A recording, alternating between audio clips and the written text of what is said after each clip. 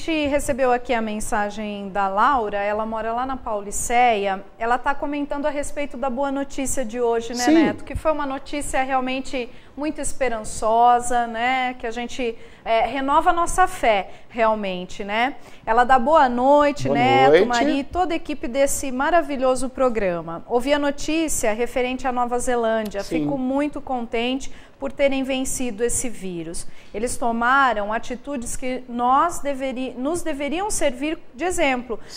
Decretaram o lockdown, que é o fechamento, né, de 7 semanas, de uma aderência ao isolamento de mais de 90%. Ela lamenta, né, que enquanto isso, aqui no Brasil, os casos vêm aumentando e as pessoas continuam andando à toa pela rua. Ela ainda diz, né, não quero ser pessimista, mas enquanto as pessoas não se conscientizarem, estaremos longe de vencer esse vírus. É a Laura, lá da Pauliceia, acompanhando, né? Obrigado, Laura. Um beijo para vocês aí. A Laura abre uma reflexão que realmente é verdadeira. Qual que é a diferença da Nova Zelândia para outros países, né? Qual a diferença, por exemplo, da China, a quantidade de pessoas, né? Um amigo falou, mas o Brasil é muito maior. Mas por ser maior, você tem aí um distanciamento de capital para capital. Um país que é muito grande também, que é a China, você tem um volume muito maior de pessoas. Quando você tem um volume muito maior, você tem a contaminação maior. Infelizmente, no Brasil, a gente já superou a China, né? Infelizmente. Agora, qual que é a diferença da Nova Zelândia para a gente analisar? É a adesão. Ela falou tudo, é a adesão. O povo não sai. Eu vi agora, jovens jogando bola, como se fosse férias. Estamos em férias, vamos jogar bola. Vamos lá, jogar bola. Estavam no campo. E não era 2, 3, eram 2 times. 2 times de jovens jogando bola. Então, é uma característica, né, que nos falta, infelizmente. Por isso a prática da oração.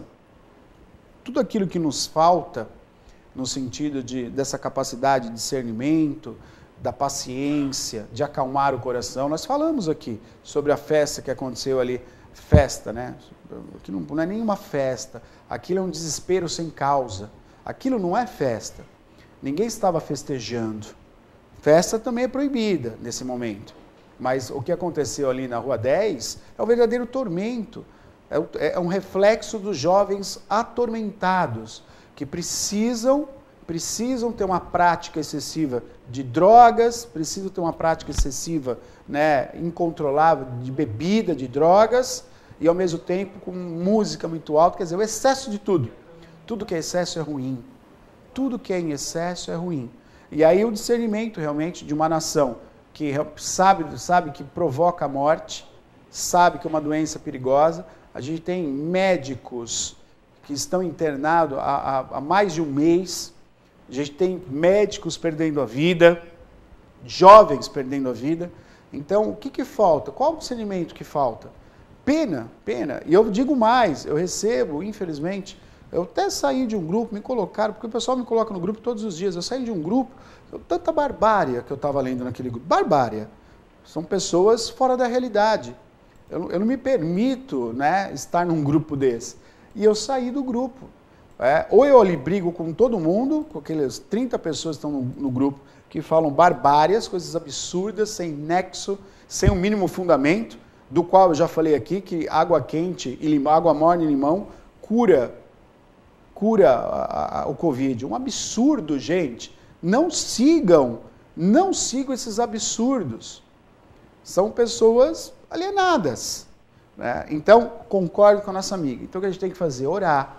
Porque o que está faltando para nós, o discernimento, a boa educação, é algo que falta muitas vezes nesse país. O povo é muito bom, mas a gente durante muito tempo, 40, 50 anos ou mais, a gente teve uma falha nessa educação, de todos os... Né?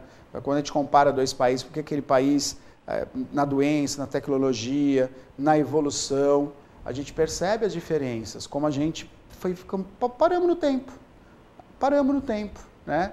E aí as consequências são agora. Quando vem uma epidemia como essa, você vê a diferença de um país e do outro. Exatamente. Né? E quando eu falo parando no tempo, é em todos os aspectos. É na educação. Esses dias uma senhora falou, fui maltratada por um jovem na fila de um mercado. E isso é uma característica de um país atrasado. Quer ver uma outra característica?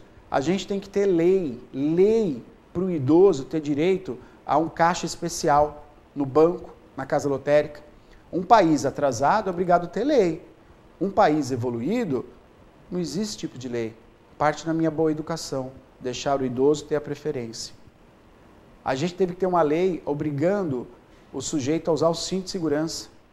Tivemos que ter uma lei obrigando o sujeito a andar devagar. Colocamos um monte de... Não é absurdo? Vamos refletir. Um monte de radar, sabe para quê? Para aquela pessoa não exceder a velocidade, provocar um acidente e matar um terceiro que nem a conhece. Então, para se evitar a morte de um terceiro, coloca-se radar. E aí o absurdo pior, tem pessoas que querem tirar o radar, porque ela quer correr, ela quer pôr em risco a terceira pessoa que ela não conhece. Isso é um país atrasado. E o atraso desse país não é culpa do povo, viu, gente? O povo é a consequência, a ponta do iceberg.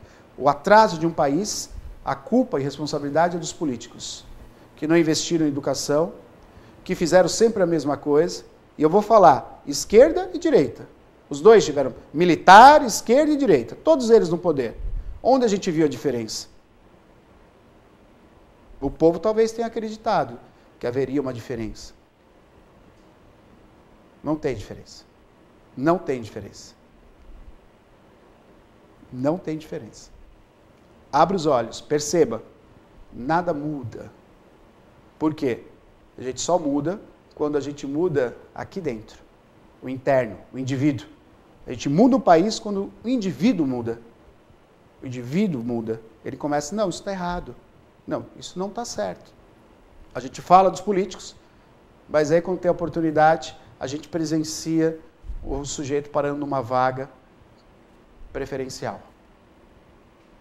E talvez ele tenha até o discurso, né? Ai, fora ladrões, fora corruptos. E ele está ali, parado numa vaga especial, que não deveria nem existir uma vaga especial. Eu conversei com um amigo uma vez, trabalhava na Volkswagen da Alemanha. E um dia ele foi trabalhar, ele contando que ele foi trabalhar de carona com um amigo alemão. Falou, Neto, nós saímos, o alemão, ele é muito preciso nos horários. Ele passou em casa quase 40 minutos antes. E o trajeto você fazia em 15 minutos. Chegou na empresa, chegou muito antes que todos, né? Ele era chefe do departamento, chegou muito antes. Daí esse amigo dele, que é alemão, ao invés, tinha uma vaga do lado da porta de entrada. Esse amigo, ao invés de parar do lado da porta de entrada, parou ao lado da guarita. E ele questionou, mas meu amigo, você chegou antes, a gente disse 40 minutos antes. Qual a vantagem de chegar... Ó o brasileiro, né? Qual a vantagem de chegar 40 minutos antes, se ao invés de você parar do lado da porta de entrada, você está parando aqui? Olha, bom, mas eu não cheguei 40 minutos antes para pegar uma vaga melhor? Eu cheguei 40 minutos antes, que é a minha atitude. Tá, e por que você não parou do lado da porta, está parando aqui do lado da guarita? O alemão respondeu, sabe por quê? Porque às vezes acontece alguma coisa e o meu companheiro, o meu amigo de trabalho pode chegar atrasado. Como eu cheguei primeiro, eu posso caminhar do meu carro até a porta de entrada. De repente acontece alguma coisa com esse meu companheiro de trabalho, fura o pneu, ele vai chegar atrasado. E com o atraso dele, já pensou ele parar aqui perto da guarita? Então eu deixo aquela vaga que está mais perto da porta para a pessoa que chegou atrasada. Eu acho que isso resume, né? Isso resume a nossa formação. É praticar a generosidade, a cordialidade, né, Neto? Sem falar que, especificamente, essa atitude, a pessoa já faz uma caminhada, né? Claro, uma caminhada claro. matinal para arejar os pensamentos até chegar lá no trabalho. O pensamento ruim, o que é levar vantagem em tudo? O que é vantagem? Quer ver? São os péssimos pensamentos que nós, infelizmente, temos que conviver. Levar vantagem. O que é levar vantagem?